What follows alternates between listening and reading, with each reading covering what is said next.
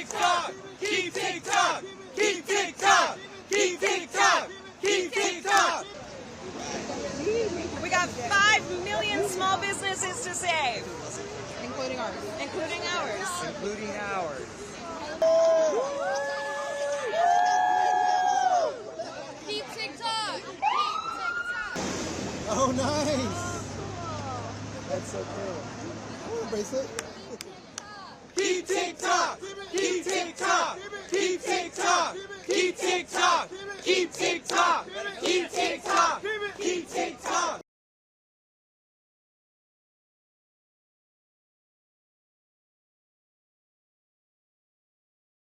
My name is Tiffany Yu. I am joining you from Los Angeles, California, and I'm here because I'm a disability advocate, and TikTok changed my life and so many others within the disability community. What do you do on TikTok? I make disability advocacy content. I have a series called the Anti-Ableism series where I teach people how to be a better ally to disabled people, and it's got over 5 million views and 250 parts. Hello, my name is Eamon. I'm from Chicago, and I'm here because I talk about books on TikTok, and I encourage people to read, and I want to keep on doing that.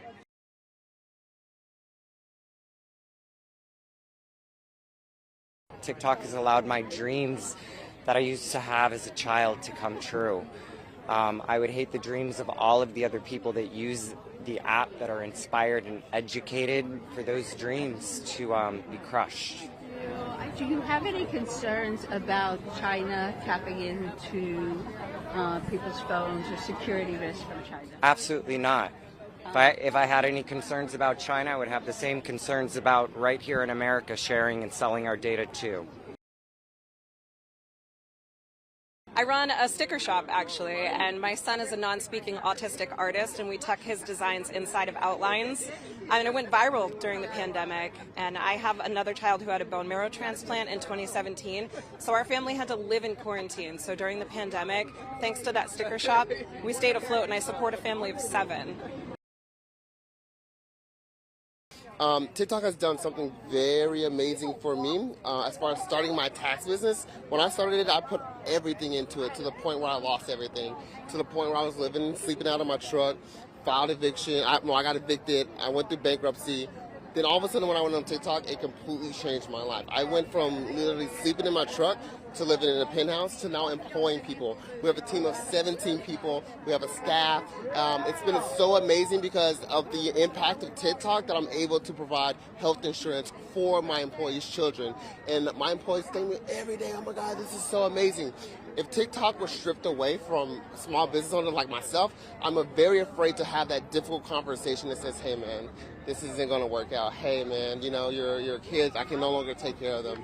So that's what TikTok has done for me, and I'm speaking on behalf of many small business owners that a lot of us would be affected. You know, I voted no, and the reason I voted no is because of the First Amendment, and I think the courts are going to strike this down. If you look at First Amendment and you look at the scholars, they'll tell you that first of all, it's not the least restrictive. There are things you could do to protect people's privacy that are the least restrictive.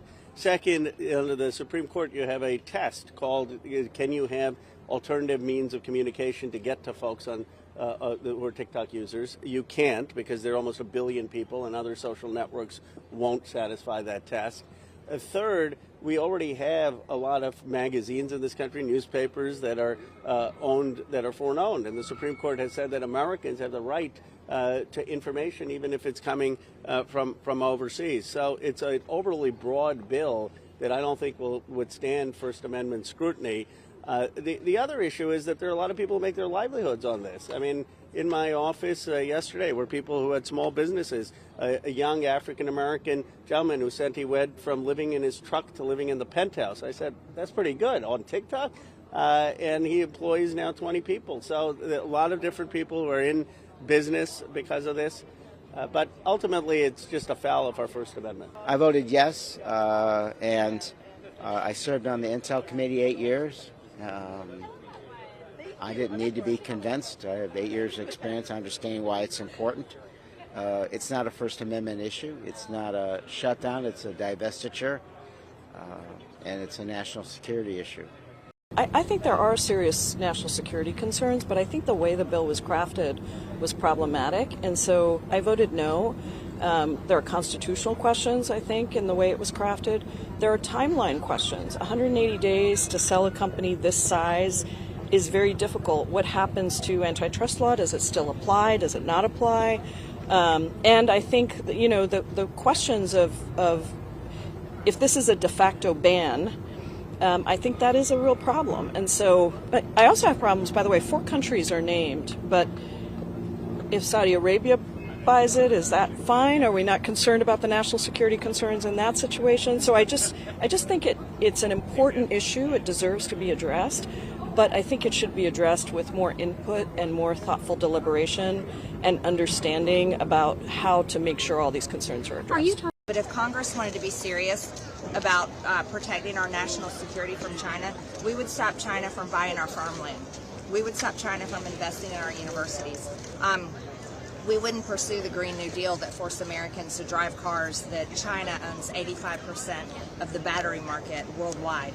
So there's many ways to stop China. We would produce our oil and natural gas fossil fuels, and we would dominate China in the world as far as energy is concerned. That's the way you stop China. To say that this is protecting Americans' data is not true.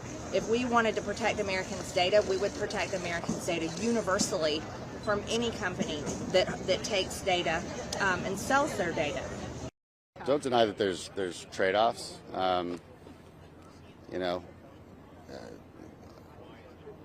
But it's not a ban on TikTok. An American group of investors can buy it, which is, I think, pretty highly likely.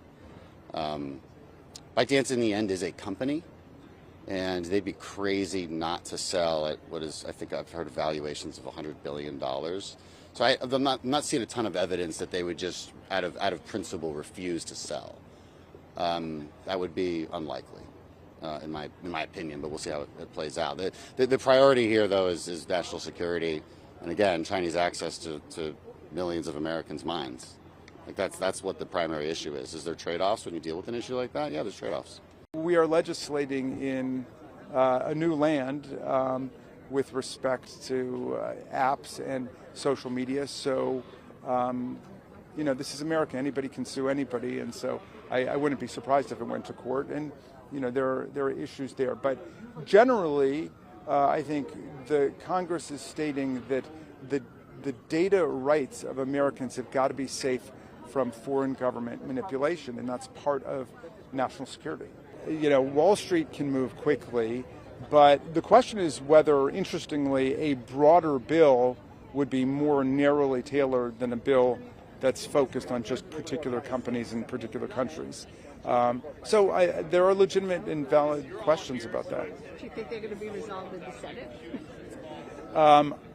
Yeah, I think that the Senate will play its classic role of trying to cool things off and figure out, maybe a broader way of going about this.